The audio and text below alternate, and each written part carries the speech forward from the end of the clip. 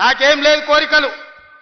ఆయనను పట్టుబట్టాలనుకున్నా, పట్టుబట్టినా, పని బట్టినా, పడగొట్టినా, పడగొట్టడమే కాదు ఆ కుర్చీలో కూర్చున్నా. జీవితంలో నా లక్ష్యాన్ని నేను నెరవేర్చుకున్నా. ఇక మీ లక్ష్యాన్ని నెరవేర్చడానికి మీ సోదరుడిగా కష్టపడాలని నేను అనుకుంటున్నా. నాకు ఇంకేం కోరికలు లేవు. నన్ను ఇబ్బంది పెట్టినోని, నన్ను జైలు పెట్టినోని ఖచ్చితంగా జైలు నుంచి బయటకు వచ్చిన రోజు ఒక మాట చెప్పిన, తొడగొట్టి చెప్పిన, నిన్ను పడగొట్టే వరకు కళ్ళు ముయ్యను అని చెప్పి పడగొట్టి చూపించిన. ఇవాళ మీ అందరికీ నా విజ్ఞప్తి ఒక్కటే, 10 ఏళ్ళు ఆశీర్వదించండి.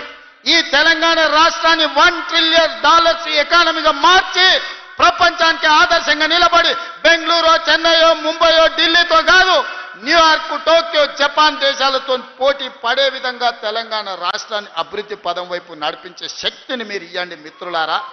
మీరిచ్చే శక్తితోని మూసీ నది ప్రక్షాళన చేస్తా, రీజనల్ రింగ్ రోడ్డు నిర్మిస్తా, భారత్ ఫ్యూచర్ సిటీని ప్రపంచానికి ఒక గొప్ప నగరంగా అందిస్తా.